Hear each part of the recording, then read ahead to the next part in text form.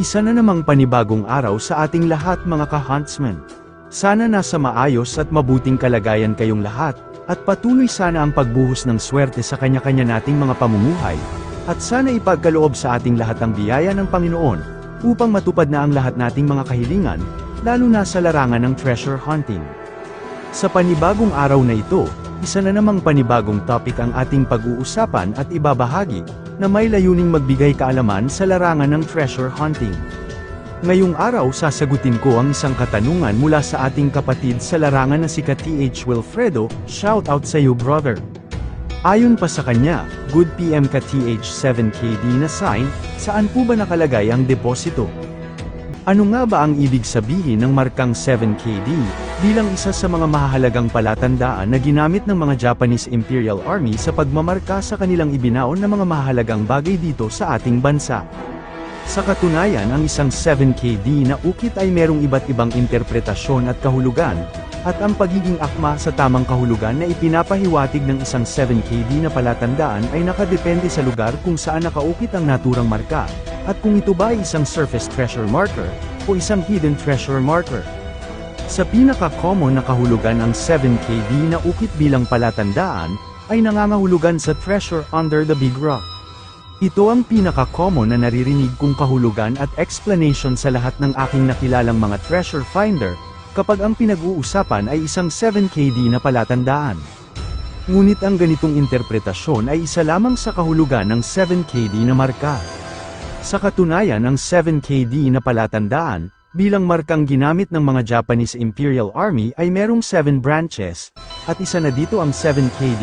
7KC, 7KO, 7KP, 777, KD at KO.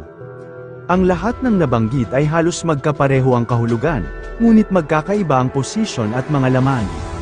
Sa isa pang interpretasyon at kahulugan, ang 7KD na palatandaan ay may kinalaman sa tubig,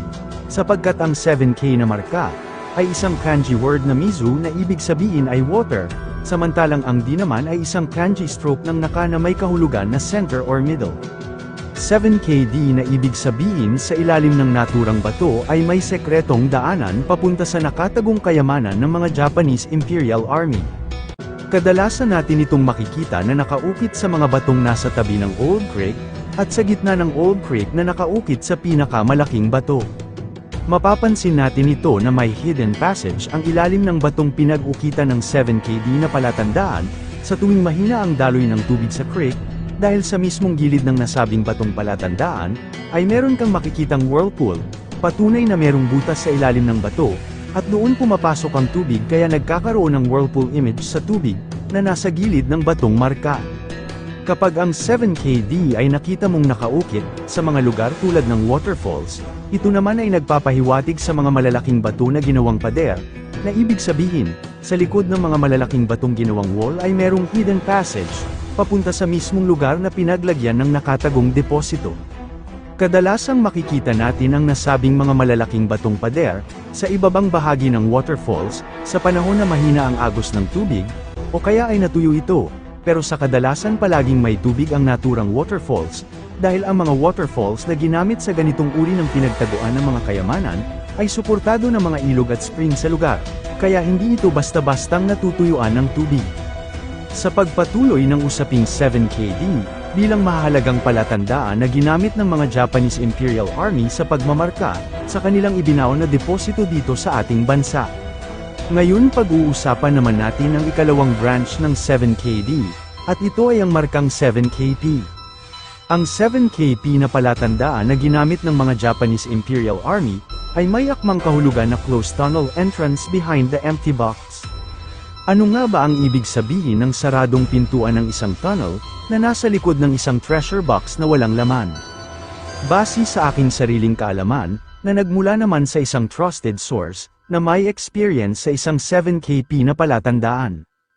Ang markang ito ay kadalasang nakikitang nakaukit sa mga muhon na gawa ng mga Japanese Imperial Army.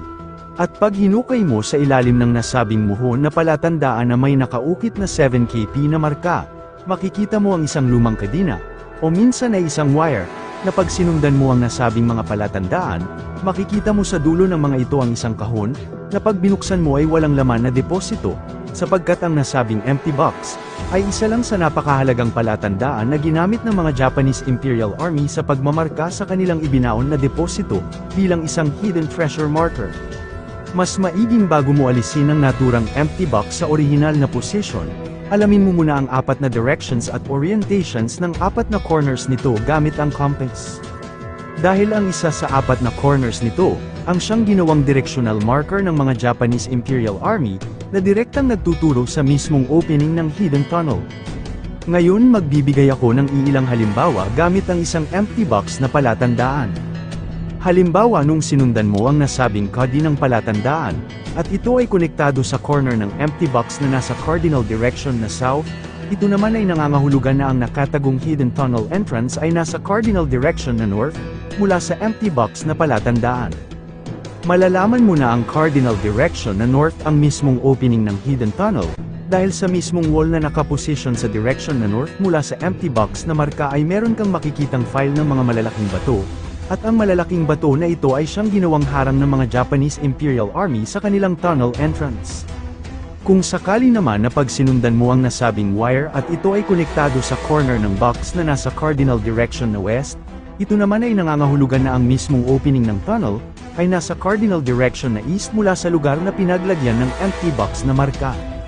Ngunit pag sinundan mo ang naturang wire, at ito ay direktang nakakonektado sa gitnang bahagi ng empty box, mas maiging suriin mo ang 4 na corners ng naturang box na palatandaan, dahil isa sa mga pointed side ng box marker, ay maaaring meron kang makikitang mga karagdagang markang palatandaan na katulad nito, dot, X, at hole, kung saan nakalagay ang mga karagdagang palatandaan na nabanggit, doon ang direction papunta sa lokasyon ng hidden tunnel entrance.